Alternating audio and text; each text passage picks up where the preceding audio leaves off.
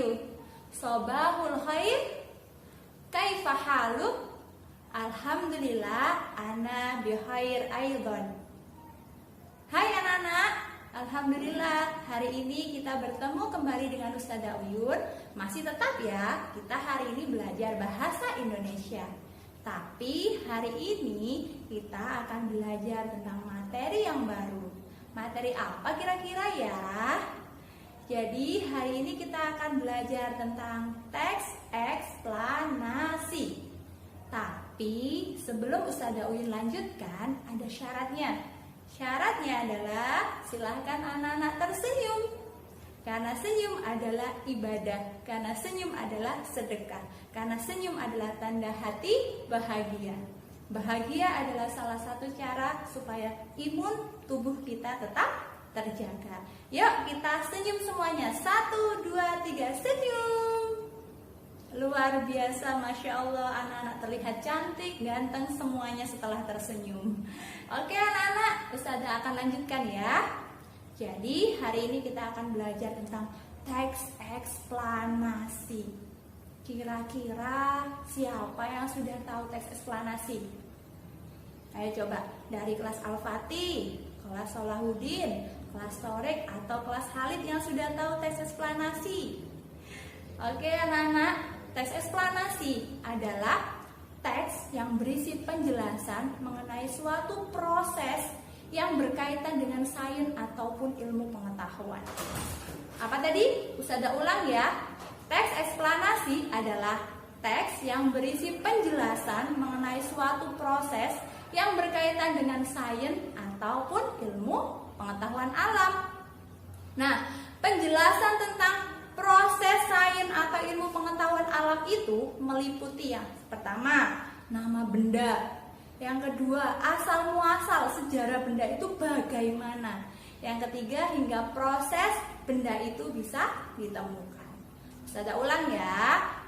Penjelasan tentang proses sains tersebut atau ilmu pengetahuan tersebut itu mencakup 3 hal anak-anak. Yang pertama, nama benda.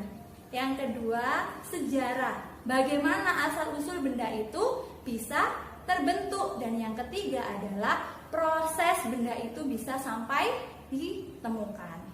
Nah, anak-anak, setelah Ustazah jelaskan deskripsi dari teks eksplanasi, sekarang kita masuk pada tujuan teks eksplanasi. Untuk apa kira-kira kita harus belajar teks eksplanasi? Jadi, tujuan teks eksplanasi yaitu untuk memberikan penjelasan secara detail banget, secara jelas banget kepada pembaca semuanya mengenai proses terbentuk atau terjadinya sesuatu.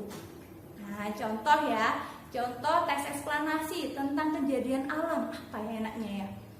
Terjadinya pelangi misalkan. Nah, kita membuat teks eksplanasi tentang terjadinya pelangi, maka tujuan kita adalah ingin memberikan informasi kepada pembaca atau pendengar tentang ilmu pengetahuan pelangi, tentang gimana sih kok bisa terjadi pelangi, gimana sih asal mulanya, bagaimana sih sejarahnya. Nah, itu berarti kita sedang belajar tentang teks eksplanasi. Demikian juga kalau kita sedang memberikan teks tentang gunung meletus, di dalamnya itu ada prosesnya, ada namanya, ada asal-usulnya.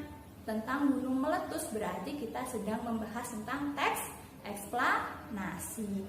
Sampai di sini jelas anak-anak? Ada yang ditanyakan? Jadi tadi kita sudah belajar tentang penjelasan teks eksplanasi. Kemudian bagian-bagian yang harus ada dalam teks eksplanasi. Dan yang ketiga tadi kita sudah belajar tentang tujuan tentang teks eksplanasi. Nah, yang terakhir, bagaimana cara kita supaya mudah belajar tentang teks eksplanasi.